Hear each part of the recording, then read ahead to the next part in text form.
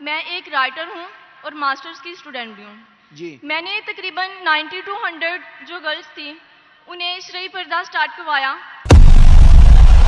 اگر آپ پہلی مرتبہ ہمارے چینل پر تشریف لائے ہیں پلیز سبسکرائب کر لیجیے. میں ایک رائٹر ہوں اور ماسٹرز کی اسٹوڈنٹ بھی ہوں. جی میں نے تقریباً 90 to 100 جو گرلز تھیں انہیں شرعی پردہ سٹارٹ کروایا. کوشچن ریز کرتی ہیں کہ جو پردہ ہے وہ چہرے کا نہیں. جس طرح شیخ فارق نے بھی ہمیں بتایا تھا اپنے لیکچر میں کہ چہرے اور ہاتھوں کو عورت کھلا رکھ سکتی ہے. تو میرا سوال ہے اگر چہرے کا پردہ نہیں ہے مطلب کھلا رکھ سکتی ہے تو مرد اور عورت کے پردے میں کیا فرق ہے؟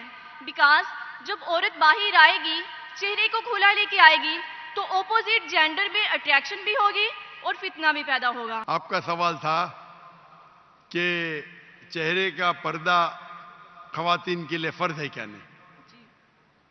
اور میں نے کہہ چکا ہوں اور شاید فارق نے بھی کہوں گا کہ یہ چہرے کا پردہ اسلام میں خواتین کے لیے فرض ہے کہ نہیں. اس پہ علماء کا اختلاف ہے اور یہ اختلاف کئی سالوں سے آ رہا ہے. اور آپ میری قصر دیکھیں تو اس میں ڈیٹیل میں نے کہا ہوں. اور قرآن کی آیتیں سورہ نور سورہ نمبر 24 آیت نمبر 31 اور سورہ احزاب چیپٹر نمبر 33 ورس نمبر 59 یہ دونوں علماء کی رائے پیش کر سکتا ہوں. آپس میں ہے اختلاف کئی چیز پہ اختلاف ہے. اس پہ بحث کر کے فائدہ کیا؟ آپ سمجھے نا. تو کئی علماء ہیں کئی کتابیں ہزاروں کتابیں اس پہ لکھی گئی. میں نے خود پڑھا ہوں کئی. تو اس پہ اختلاف ہے لیکن ہم مسلمان کو جب اختلاف ہے تو اختلاف پہ احترام کرنا چاہیے. سارے علماء یہ کہتے ہیں کہ جو علماء کہتے ہیں کہ جو علماء کہتے ہیں کہ چہرے کا فرض ہے وہ یہ بھی کہتے ہیں کہ جو لوگ چہرے کا نقاب نہیں کرتے ان پہ تنقید نہیں کرنا چاہیے. عورت پوری کی پوری برقعے کے اندر چھپی ہوئی ہونا ضروری ہے. سر کے بالوں سے لے کر پاؤں کی ایڑیوں تک عورت پردے میں چھپی ہونی چاہیے نامحرم کے سامنے. وہ اپنا چہرہ بھی نہیں کھول سکتی, غیر محرم کے سامنے اپنے ہاتھ بھی نہیں کھول سکتی. رسول اللہ صلی اللہ علیہ وسلم ٹخنے سے چادر نیچے رکھنے کا ذکر کرتے ہیں تو کہتے ہیں کہ عورتوں کے لیے ہے کہ وہ ایک بالشت اپنا کپڑا اپنی ایڑیوں سے نیچے رکھیں, اس سے زیادہ چادر نہ لٹکائیں. ام سلمہ رضی اللہ تعالی عنہا فرماتی ہیں کہ یا رسول اللہ صلی اللہ علیہ وسلم اس طرح کرنے سے اگر ایک بالش کپڑا ہوگا تو جب ہم چلیں گی تو ہماری تو ایڑیاں ننگی ہوں گی, چلتے ہوئے کپڑا اٹھے گا ہمارے پاؤں ننگے ہوں گے. تو آپ صلی اللہ علیہ وسلم نے ایک ہاتھ کپڑا لٹکانے کی اجازت دی. تو عورت کا ہاتھ, عورت کا چہرہ, جن لوگوں کا یہ دعویٰ ہے کہ ہاتھ اور چہرہ چھپانے کی شریعت میں کوئی دلیل نہیں, ان کا یہ دعویٰ غلط ہے. بلکہ پردے میں عورت کا چہرہ, عورت کا ہاتھ یہ شامل ہے. عورت کے چہرے کا پردہ کرنا بھی فرض ہے. اللہ تبارک و تعالیٰ ارشاد فرماتا ہے یا ایھا النبی قل لازواجک وبناتک ونساء المؤمنین یدنین علیہن من جلابیبہن. ظاہر بات اللہ فرماتا ہے کیا قل, آپ کہہ دیجئے, یعنی حکم دے دیجئے. اور اسی صورت کے اندر اللہ تعالیٰ ازواج متعلق فرماتا ہے وَإِذَا سَأَلْتُمُوهُنَّ مَتَاعًا فَاسْأَلُوهُنَّ مِنْ وَرَاءِ حِجَابٍ. ان سے اگر کوئی چیز مانگنی ہے تو پردے کے آڑ سے مانگو, ہے کہ نہیں ہے. یہ دونوں دلیلیں بالکل واضح اس سلسلے میں ہے کہ واجب ہے. اب ان کی مخالفت میں کوئی دلیل یا تو صریح نہیں ہے اور اگر صریح ہے تو صحیح نہیں. جی شیخ البانی رحمۃ اللہ علیہ کیا دلیل دیتے ہیں؟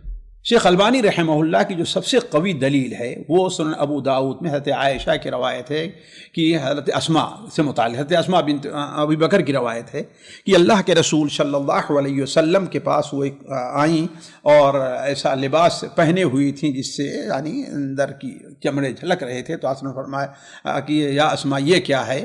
ان المرأۃ اذا بلغت المحیض, عورت جو ہے جب بالغ ہو جائے تو اس کے لیے اس کے اور چہرے کے علاوہ کچھ دیکھنا جائز نہیں ہے.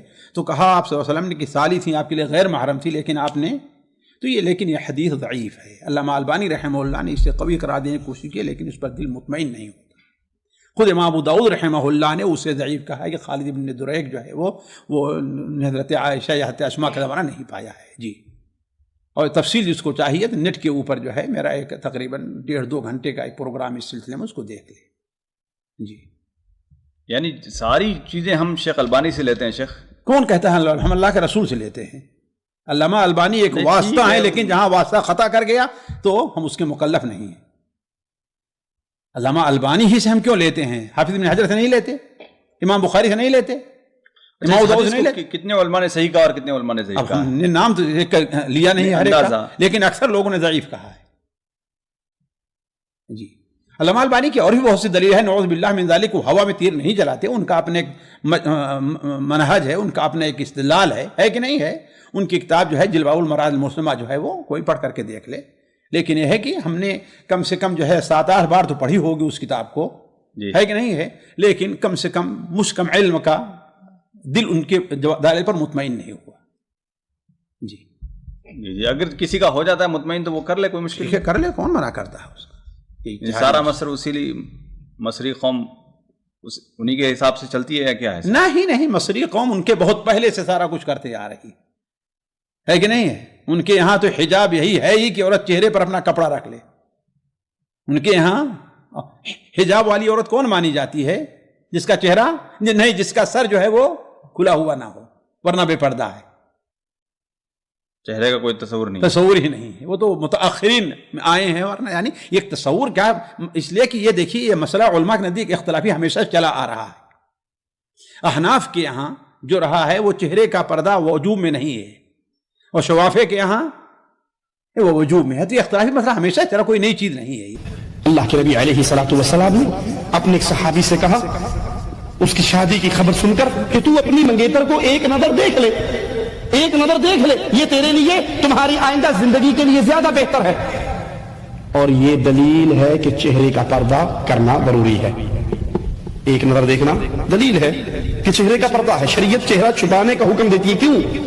اگر چہرہ کھلا ہوتا، اگر چہرہ ننگا ہوتا تو ایک نظر دیکھنے کا کیا مطلب؟ وہ تو کہیں بھی اس کو دیکھ سکتا ہے. جو منگیتر کو حکم دیا گیا جاؤ ایک نظر اس کو دیکھو، اس کا مطلب ہے مومنہ عورت کا چہرہ چھپا ہوا رہتا ہے، ڈھکا ہوا رہتا ہے. وہ صرف اپنے منگیتر کے لیے ایک لمحے کے لیے اپنے چہرے کو ننگا کر کے اپنے منگیتر کو چہرہ دکھا سکتی ہے. اور جو لوگ سمجھتے کہ چہرے کا نقاب فرض نہیں ہے، اور جو لوگ چہرے کا نقاب کرتے، ان پہ تنقید نہیں کہنا چاہیے. ہم نے کہہ چکا ہوں کہ میری بیٹیوں میں سے ایک بیٹی چہرے کا نقاب کرتی، ایک بیٹی نہیں کرتی. تو اس موضوع پہ اختلاف ہے، اور اختلاف کئی سالوں سے آتا ہے. تو اس کے اوپر کیا بحث کریں گے ہم؟ اب ترمذی کی حدیث کوٹ کرتے میں آپ کو 10 حدیث کوٹ کر سکتا ہوں، پوری رات جائیں گی تو بھی اس کے اوپر اختلاف ہے. شیخ البانی کی کتاب ہے، شیخ عثیمین کی کتاب ہے، بن باز کی کتاب ہے، کئی علماء کی کتاب ہے اپنی جگہ پہ. آپ کو لگتا ہے چہرے کا نقاب فرض ہے، الحمدللہ کرو، میں نے کب کہا کہ مت کرو؟ اب سمجھ رہے؟ جو لوگ کو لگتا ہے کہ چہرے کا نقاب فرض نہیں، لیکن میں یہ کہتا ہوں باقی حجاب تو کرو. اپنے خواتین تو حجاب ہی نہیں کرتے، سر کھلا رکھتے. اسی لیے ہم مسلمان کو ایک دوسرے پہ احترام کرنا چاہیے. میں ہی صحیح ہوں، میں ہی صحیح ہوں، میں کہتا ہوں میں بھی صحیح ہوں. یہ میں ہی صحیح ہوں پرابلم ہے. ترمذی کی حدیث کوٹ کریں گے، میں بخاری کی کروں گا، صحیح مسلم کی کروں گا.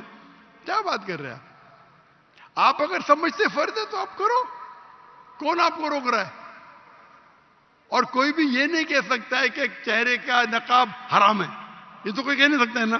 تو آپ کرو، اس میں کوئی اعتراض نہیں. لیکن ہم اس اختلاف کو ایسے پیمانے پہ لے جائے کہ آپس میں بحث کرے، جھگڑا کرے، کتنے چیز ہے.